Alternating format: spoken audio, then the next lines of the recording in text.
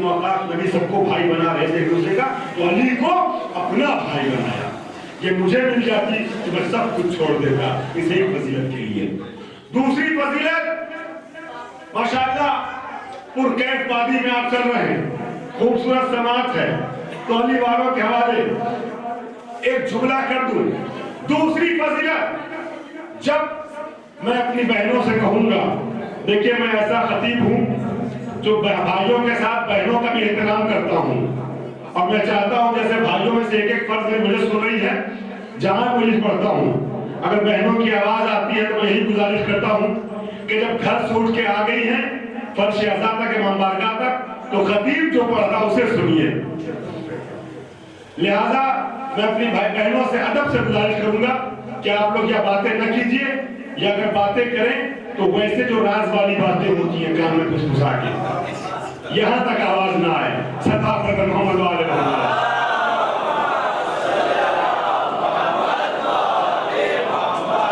अज़ीज़ान इकरामी, तो मैं अर्ज़ कर रहा था कि रोज दूसरी फजीलत जो अली को मिली, रोज़े हुक्म इंसदाद हुआ, जब हुक्म आ गया कि मस्जिद में लोगों के दरवाजे बंद करवा दिए जाएं। मस्जिद नबवी का जो नक्शा है, जो लोग गए हैं वो गवाही देंगे, जो नहीं गए उनको सादत हासिल हो। बीच मस्जिद है, चारों तरफ दरवाजे हैं, दरवाजों पे लोगों के नाम लिखे हुए हैं हुकूमत की मर्जी के।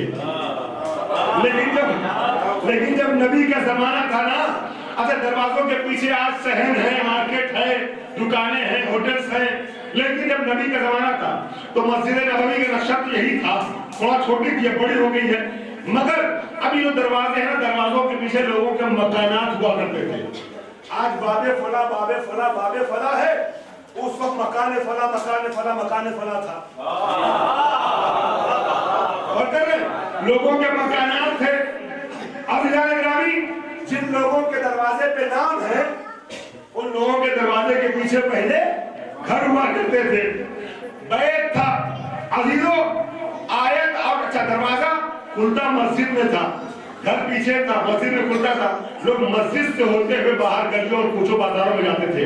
हुक्म खुदा आ गया कि ये इबादत गाह है, गुजरगाह नहीं है, अपने घरों के दरवाजों को पीछे से खुलवाओ, इधर से नहीं जाना है। इसलिए देखिए मेरी आवाज साफ नहीं दे रही, मैं सादगी से पढ़ूंगा, मगर सुनना आपको मजलिस तरीके से, ये आपकी जिम्मेदारी है।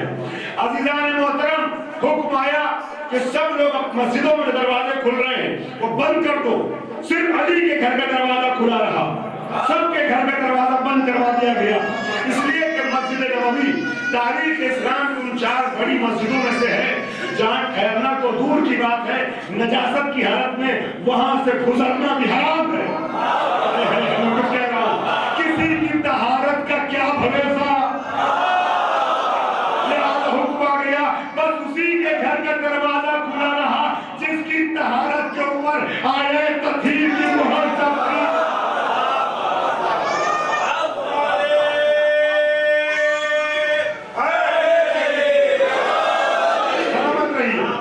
सबके घर के दरवाजे बंद कर दिए गए। अब एक साहब आए जो उम्र में नबी से बड़े थे, या रसूल अल्लाह, क्या ये मेरे हुक्म है? देखिए इसकी कुछ नजाकतें हैं, इशारे करो, बाकी समझना आपको है। अब उम्र में बड़े तो या रसूल अल्लाह, क्या मेरे भी हुक्म है? नबी ने कहा जी हुजूर आपके लिए भी। एक साहब आए जो रिश्ते में जरा बड़े थे, उन्होंने कहा या रसूल अल्लाह, क्या मेरे भी हुक्म है? नबी ने कहा जी हुजूर आपके लिए भी। सबके हुक्म है। अल्लाह ने फरमाया है सिर्फ और सिर्फ अली के घर का दरवाजा मस्जिद में खुला रहेगा, बाकी सबके घर के दरवाजे बंद करवा दिए गए। और ये घर जो अली का था ना, आज भी अपने उसी दरवाजे के साथ मस्जिद नबवी में मौजूद है। जब आप जाते हैं बाबा जिब्रील की तरफ से तो आपने देखा होगा एक छोटा सा घर है, ये घर वही है जिसके दरवाजे को बंद नहीं किया गया था।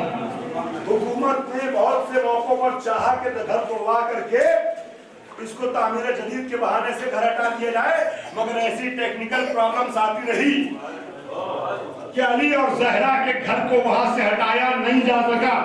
अब आप पूरा घर क्या हटा पाओगे जब एक निशाने विलायत हैदर का नाम और जब नहीं हटा सके तो उस कदर का गिलाफ पहनाया कि उस बात کچھ نظر نہ آنے پر مجھے ناظم جعفری کا، آپ لوگوں نے تحفہ دے رہا ہوں، نیا تحفہ، ناظم جعفری کا سوالیہ انداز میں شعر یاد آ گیا کہ جب نہیں بار بار تعمیر جدید کے نام پہ کعبے کی دیوار گرائی گئی پھر اٹھائی گئی، جو حج پہ یا زیارت پہ گئے میری گواہی دیں گے، میں دیکھ کے آیا ہوں پورے کعبے کا نقشہ کچھ اور ہے، رکن حتیم کے پاس جہاں سے فاطمہ بنت اسد گئی تھی وہاں آج بھی دروازے کی شکل ہے، بار بار دیوار گرائی گئی، نئی تعمیر کی گئی، مگر جب بھی تعمیر جدید ہوئی اس جگہ پہ نشان در ابھر کے سامنے آیا، اور جب اس کو نہ مٹا سکے تو پھر وہ غلاف چڑھایا گیا اس کلر کا کہ اس بات کچھ نظر نہ آنے میں کچھ کہہ رہا ہوں گرامی، دیکھیں میں اردو میں نثر میں کہتا رہوں گا، آپ کو نہیں آئے گا۔ ناظم جعفری، ڈاکٹر ناظم جعفری بڑے خوبصورت انداز میں ایک شعر کے سوال کر دیتے ہیں، کعبے پہ اب غلاف شادی سے پڑھ رہا ہوں، امید ہے کہ آپ حیدری بن کے سنیں گے، کعبے پہ اب غلاف چڑھانے سے فائدہ، کعبے پہ اب غلاف چڑھانے سے فائدہ، ابھرا ہوا نشان برا لگ رہا ہے کیا؟ ابھرا ہوا نشان برا لگ رہا ہے کیا؟ عزیزان گرامی، تو بڑی کوشش ہوئی مگر وہ گھر باقی ہے اسی نشان در کی طریقے سے، سب کے دروازے بند کروا دیے گئے۔ اب سوال کا انداز بدلا اور سوال ذرا چھوٹا کیا کہ یا رسول اللہ اچھا گھر نہیں، دروازہ نہیں، در نہیں، تو ایک ونڈو، ایک کھڑکی، ایک جنگلہ کھلوا دیں ہمارے گھر کا مسجد میں۔ نبی کا نہیں، اللہ نے حکم کی دیا ہے کہ یہ مسجد اللہ کا گھر ہے، یا کسی کے گھر کا دروازہ، جنگلہ، کھڑکی کچھ نہیں کھلے گا۔ سوال اور مختصر کیا، اچھا رسول اللہ جنگلہ نہ صحیح، ایک روشندان ہی صحیح۔ اب ان لوگوں کا، بڑے بڑے لوگوں کا اصرار نبی کے مزاج پہ بار گزر گیا، نبی نے ڈانٹ دیا، خبردار ایک سراغ بھی نہیں، ایک سراغ بھی نہیں، سنو یہ عبادت گاہ ہے جہاں تاپ کرنے کا مرکز نہیں ہے، زمانہ جاہلیت کی عادتیں چھوڑو۔ اب ایک بات کہنا چاہوں گا، لوگوں نے بہت چاہا مسجد میں اپنے لیے در کھلوا لے، در نہ کھلوا سکے۔ اب ہم نے اپنے بھائیوں کی کتاب میں ایک روایت بھی پڑھی کہ اللہ کے نبی نے فرمایا ہے کہ مسجد، اللہ کے نبی نے فرمایا ہے کہ جنت میں ایک دروازہ ہوگا، اس دروازے پہ چیک کیا جائے گا، دروازہ ہوگا، اس دروازے سے ہر انسان نہیں جا سکتا ہے۔ تب تو چاہ رہا ہوں اب کون جا سکتا اسے بیان کرنے کی گنجائش نہیں ہے، مگر دروازے پہ، اس دروازے سے جنت میں داخل نہیں ہو سکتا ہے، وہاں پرمیشن چاہیے ہوگا، وہاں پروانہ دخول چاہیے ہوگا، ہر انسان داخل نہیں ہو سکتا۔ میں کہوں گا آپ نے اپنی ہی کتابوں میں ایک جانب یہ بھی لکھا کہ مسجد میں بہت چاہا در کھلوا لے مگر در نہ کھل سکا، دوسری جانب یہ بھی لکھا کہ جنت میں ایک دروازہ ہے۔ عزیزان گرامی، میں کہنا چاہوں گا آپ دنیا، آپ جنت میں جانے کی تمنا کرتے ہیں نا، جنت میں جانے کی تمنا شوق سے کیجئے، مگر یہ تو سوچئے کاش میرا جملہ پورے مجمع تک پہنچ جائے۔ جس طریقے سے میں لسٹ پڑھتا ہوں اس طریقے سے آج پڑھ نہیں پا رہا ہوں، مگر آپ کی سماعت پہ بڑا بھروسہ ہے، مجھے یقین ہے پورا مجمع میرے ساتھ آئے گا۔ میں کہوں گا جنت میں جانے کی تمنا ہے نا، جنت میں جانے کی آرزو شوق سے کیجئے گا۔ پہلے یہ تو سوچئے کہ دنیا میں چلتے کس کے پیچھے ہے؟ ارے جو اپنے لیے مسجد میں کرنے کے پا سکے وہ آپ کے لیے جنت کا دروازہ کھول سکے۔ صلوات پر محمد و آل محمد۔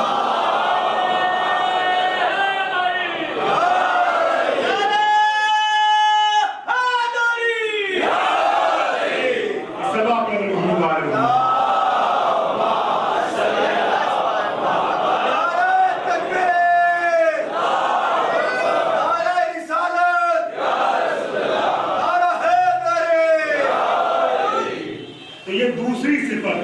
دوسری فضیلت جس کے لیے سب کو چھوڑ دیتے، تیسری فضیلت یہی ہے، وہ کہتے ہیں کہ نبی کی بیٹی کا ہاتھ مانگ لے تو ہم سب گئے، رشتہ لے لے کے تو ہم سب گئے، مگر اللہ کے حکم سے نبی نے اپنی بیٹی کا علی مرتضیٰ، یہ بڑا افتخار ہے، بڑی شخصیتوں نے چاہا۔ عزیزان گرامی، مجھے کچھ مراحل پیش کرنے تھے، عظمت فاطمی اور افتخارات علی عنوان کے تحت گفتگو کر رہا ہوں، مگر وقت کے تقاضے کے تحت میں آپ کو لاتا ہوں نہج بلاغہ تک، وہاں پہ شمیم بھائی تھوڑی دیر روکوں گا۔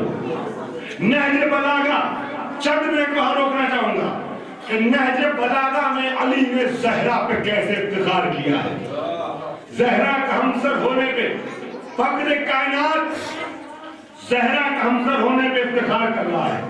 اللہ اکبر۔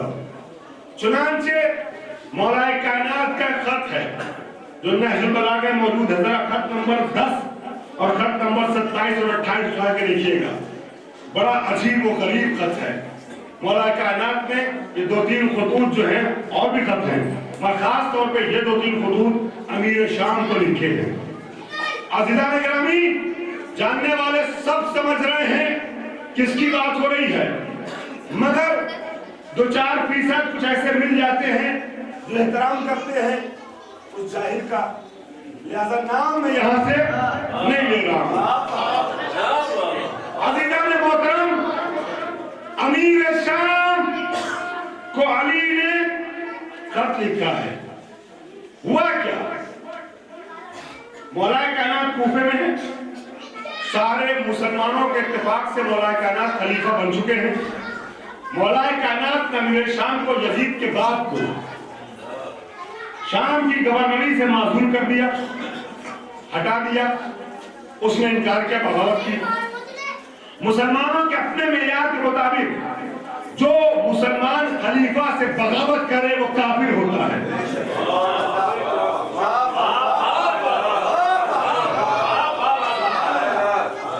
اس کو ہندی میں کیا کہتے ہیں جو یہ لوگ کہتے ہیں؟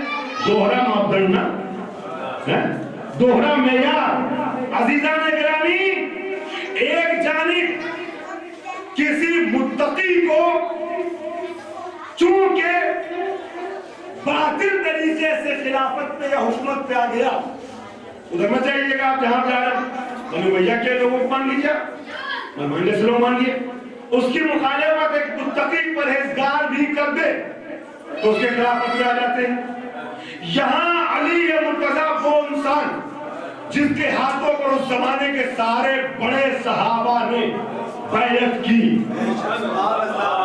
اتفاقی طور پر علی خلیفہ بنے ہیں، اور علی نے امیر شام کو یزید کے باپ کو حکومت سے معزول کیا ہے۔ لوگوں نے سمجھانا چاہا کہ مخالفت کر رہا، بغاوت کر رہا، جنگ ہوگی۔ علی نے کہا میں نہیں چاہتا کہ میری حکومت کے تحت، میری حکومت کے دوران میرے ماتحتوں میں، میرے گورنروں میں، میرے والیوں میں کسی ایک سیکنڈ کے لیے، ایک لمحے کے لیے نہیں کوئی باطل حکمران رہے۔ میں باطل کو برداشت نہیں کر سکتا ہوں۔ مولا کائنات نے کوئی کمپرومائز نہیں کیا، اس کو ہٹا دیا۔ اب اس نے بغاوت کی اور بار بار یہ خط لکھتا تھا اور جنگ کی دھمکی دیتا تھا امیر شام، سمجھ گئے نا آپ سب؟ یزید کے بعد عزیزان گرامی بار بار دھمکی دیتا تھا، میرے پاس ایسا لشکر ویسا لشکر، میں چاہوں تو روم کو ہرا دوں، میرے پاس فاتح مصر و شام امریاس جیسا کمانڈر موجود ہے۔ بار بار مولا خط کے جواب میں لکھتے ہیں اس کو بار بار کہ مان جا، جنگ اچھی چیز نہیں ہے، دونوں طرف مسلمانوں کا لشکر ہے، مسلمان مانتا نہیں ہے۔ جب نہیں مانا تو آخر میں مولا کائنات اپنے باوفا کوفیوں کا لشکر لے کر کے کوفے سے نکلے اور شام کی سرحد پہ آ گئے، سرزمین رقہ پہنچ گئے، فلسطین کی سرزمین موصل تک پہنچ گئے، موصل سے ہوتے ہوئے سرزمین صفین تک پہنچ گئے۔ اب جب علی شام کی سرحد پہ پہنچے، میرے نوجوان بھائیوں، 5-10 منٹ تک میں اپنی بات کے ساتھ ساتھ لفظوں میں بھی آپ کی توجہ چاہوں گا۔ ایک ایک لفظ بڑی محنت سے عرض کر رہا ہوں، لفظوں میں نزاکتیں چھپی ہوئی ہیں۔ میں سمجھتا ہوں کہ لفظوں کی نزاکتوں تک آپ پہنچیں گے۔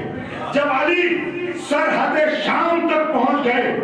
یہ خبر امیر شام کو دمشق میں ہوئی. اس کو پتا چلا کہ علی کوفے سے اٹھ کر کے شام تک اپنا لشکر لے کر کے آ گئے ہیں, جس لشکر کے کمانڈر جناب مالک اشتر نقی کوفی ہیں. کوفی ہیں عزیزو. جب وہ کوفے کا باوفا لشکر علی کا سرحد شام تک آ گیا غدار مسلمانوں سے لڑائی کے لیے, میں نے عرض کیا تھا ماشاءاللہ آپ میرے ساتھ آنے لگے کہ یہاں ایک ایک لفظوں پہ میں توجہ چاہوں, ایک ایک لفظ پہ توجہ چاہوں گا. لفظوں کی کچھ نزاکتیں ہیں جو آپ تک پہنچنی چاہیے. عزیزان گرامی, کوفے کے باوفا ساتھیوں کے ساتھ حجاز سے لے کے دمشق تک کے سارے غدار مسلمانوں سے جو اہل بیت کا نہیں اسے کیا کہیں گے, جو نبی کی آل کا نہیں اسے کیا کہیں گے, چاہے کل نہ ہو یا آج بھی عزیزان گرامی نبی کی بیٹی کی قبر ویران پڑی تھی. ہم ایسے لوگ کیا کہیں گے؟ یہ لفظ تو بہت چھوٹا ہے.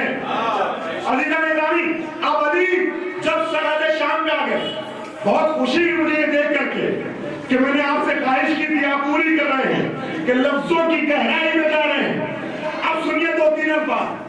جب امیر شام کو پتہ چلا کہ علی سرحد شام میں آ گئے ہیں تو اب بزدل باپ کے, بزدل بیٹے کے, بزدل باپ کے, بزدل بیٹے کے پورے بدن میں کپکپی ڈالی ہوئی, کانپنے لگا, تھرانے لگا. اور اب اس نے علی کو ایک اور خط لکھا. اس خط کا ٹون چینج کر دیا, اس کا لہجہ بدل دیا, اس کے الفاظ چینج کر دیے. بھئی جو دور ہے نا وہ میرے قریب آ جا, ذرا سلام مطلب ادھر آ جا, تھوڑا سا آگے یہ 20 منٹ. اگر یہ کیمرہ اگر تھوڑا مختصر کر سکتے, سمیٹ سکتے ہیں, سمیٹ دیں. ماشاءاللہ بڑا خوبصورت سن رہا ہوں, میں چاہتا ہوں میرے نزدیک آ جائے. تھوڑا سا بیٹا آپ ادھر, بھیا ذرا سا آپ لوگ آگے آ جائیں.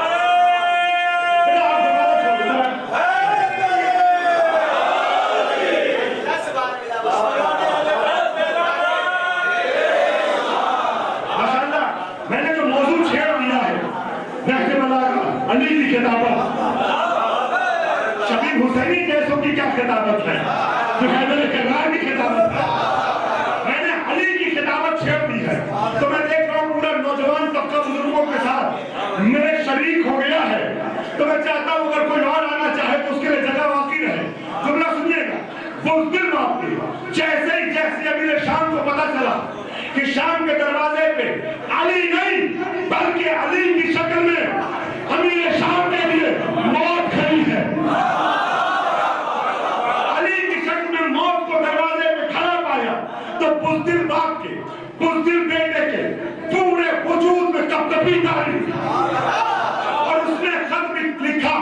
اور میں یہ جو خط لکھ رہا ہوں میں بتا رہا ہوں آپ کو, جہاں جہاں تک بات پہنچ رہی ہے, عالم اہل سنت علامہ ابن ابی الحدید معتزلی سنی عالم دین, انہوں نے نہج البلاغہ کی 11 جلدوں میں شرح کی ہے اور ہر جلد 1000 صفحے کی ہے. شرح نہج البلاغہ میں سنی عالم دین نے 11000 صفحے لکھے ہیں. اس میں یہ سارے خطوط امیر شام کے بھی اس میں لکھے ہیں.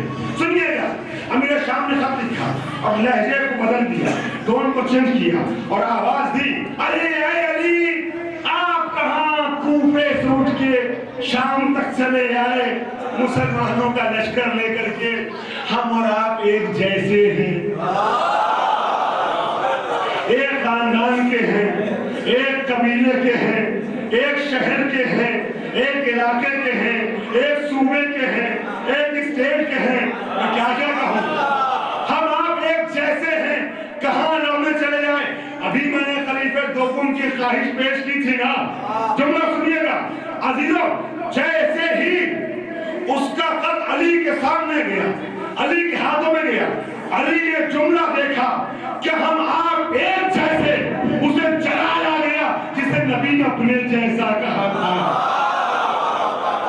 تو جو ہے جسے نبی نے اپنے جیسا کہا تھا اس علی کو جلایا گیا. اور اب علی نے قلم نکالا اور قلم کو ذوالفقار بنایا. میں نے کہا تھا کہ لفظوں میں غور कीजिएगा। अज़ीज़ान इकरामी, कलम को ज़ुल्फ़िकार बनाया और एक खत भेजा। फिर अमीर शाम के इस खत के जवाब में, ये खत नहीं था, ये कागज नहीं था, बल्कि पूरी नस्ल बनी उमैया की आबरू के लिए कफन था। नस्ल बनी उमैया की आबरू के लिए कफन था। कफन बना के खत भेजा और लिखा कि तूने कैसे कह दिया।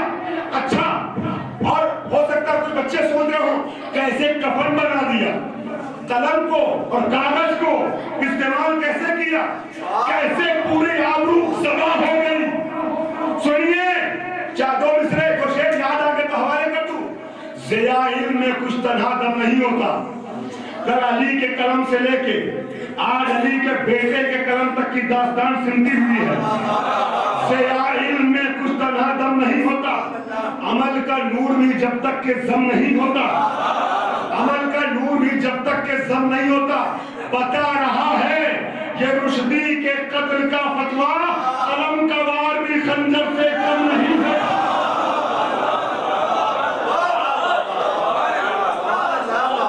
ऐसे नहीं हज़रात इकराम।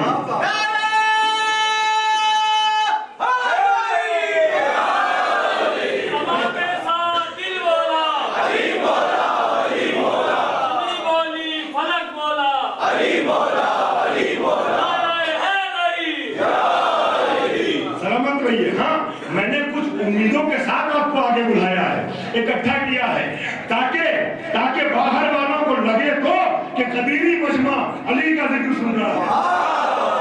समझ रहे नहीं है? एक एक फर्क की तवज्जो चाहूंगा। अगर 5-7 मिनट के अंदर बात को समेटना चाहूंगा, मगर मेरी गुजारिश ये है, नौजवान बच्चे सब हैदरी बन के अली के जुमलों को सुने। जैसे ही उसका खत आया कि हम आप एक जैसे, अली को जलाया गया, अली ने तहरीर किया, अन्ना यकूनु ज़ालिका कज़ालिक। अरे ऐसा कैसे हो सकता है जैसे तू सोच रहा है। कहाँ तू और कहाँ हम एक जैसे कैसे, हम एक जैसे कैसे हो सकते। अपने फर्क बताया, सुन हम में और तुझ में क्या फर्क है। काश नबी का कलमा पढ़ने वालों और अली के आशिकों तक जुमला पहुंच जाए। अली ने कहा ना यकूनु ज़ालिका कज़ालिक, ऐसे कैसे हो सकता है जैसे तू सोच रहा है। सुन हम और तुझ में क्या फर्क है। मिन्न नबी व मिनकुमुल मुकज़्ज़िब, नबी ये बरहक हम में से है, नबी को झुठलाने वाला मुकज़्ज़िब अबू जहल तुझ में से है।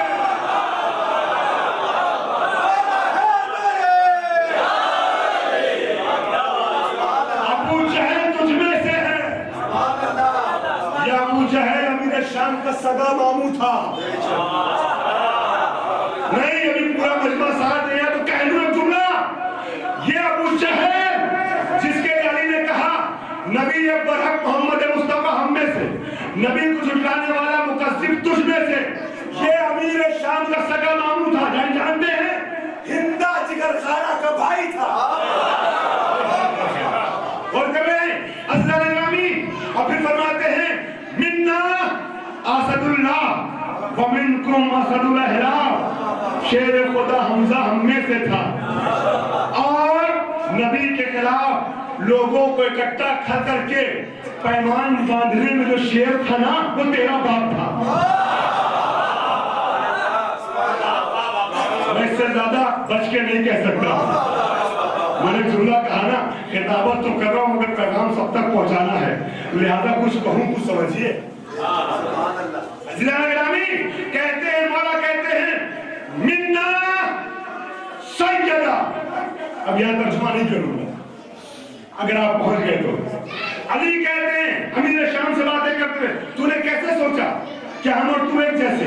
हमने, लेकिन इन्हें समझिएगा कि मैं तबादला कर रहा हूं, मैं नहजे बलागा पढ़ रहा हूं, नहजे बलागा पढ़ रहा हूं, अली के जुमले दोहरा रहा हूं। अली ने कहा सुन अमीर शाम, मुझ में और तुझ में क्या फर्क है। मिन्ना सैयदा शबाबे अहलिल जन्नह व मिनकुम सिबयतुन नार, जवानाने जन्नत के सरदार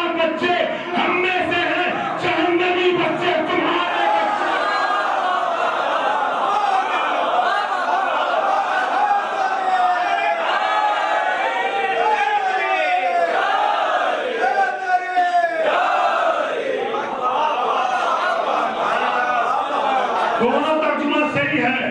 जहन्नमी बच्चे तुम्हारे बच्चे, तुम्हारे बच्चे जहन्नम के बच्चे। तुम्हारे बच्चे, बहुत शुक्रिया आप लोगों की मोहब्बतों का। तुम्हारे बच्चे, मैं तो मजलिस का नुक्ता नहीं पढ़ रहा हूँ, सिर्फ लहजे बलागा तर्जुमा कर रहा हूँ, माशाल्लाह मजमा मजलिस में आ रहा है। यही तो लहजे बलागा है, पढ़ा कीजिए तो लुत्फ आएगा लहजे बलागा पढ़ने में। मिन्ना सैयदा शबाब अहलिन्ना व मिनकुम सिबियतुन्नार। मैंने यही सोच करके आप लोगों से, दो लोगों से माजरत कर ली थी। ये मौजू यहाँ उठाया था, मुझे पता था कि हसीन समाज रखने वाला मजमा इस मौजू पे मेरे साथ आएगा। मजलिस हैदरी का माहौल बनेगा, मजलिस ज़हरा का माहौल बनेगा। जुमला सुनिएगा, मिन्ना मौजू ज़हन में। अच्छा ये बात याद रखिएगा, मैं गुफ्तगू को समेट दूंगा 2-3 मिनट के अंदर। अगर आपने इस जुमले को ज़हन में रख करके सैयद सज्जाद का जुमला मैं पढ़ने वाला हूँ, उसकी तह तक अगर आप पहुंच गए, जुमला अली का ध्यान रखिएगा कि जवाना ने जन्नत के सरदार हमारे बच्चे, जहन्नमी बच्चे तुम्हारे बच्चे, जहन्नम के बच्चे तुम्हारे बच्चे। ये ध्यान में रखिएगा, मुझे इससे काम है जुमले से। अली आगे कहते हैं, मिन्ना तूने कैसे, लेकिन कुरान पढ़ते हैं आप, इसका सबूत दीजिएगा। और अगर आप मेरे साथ ना सके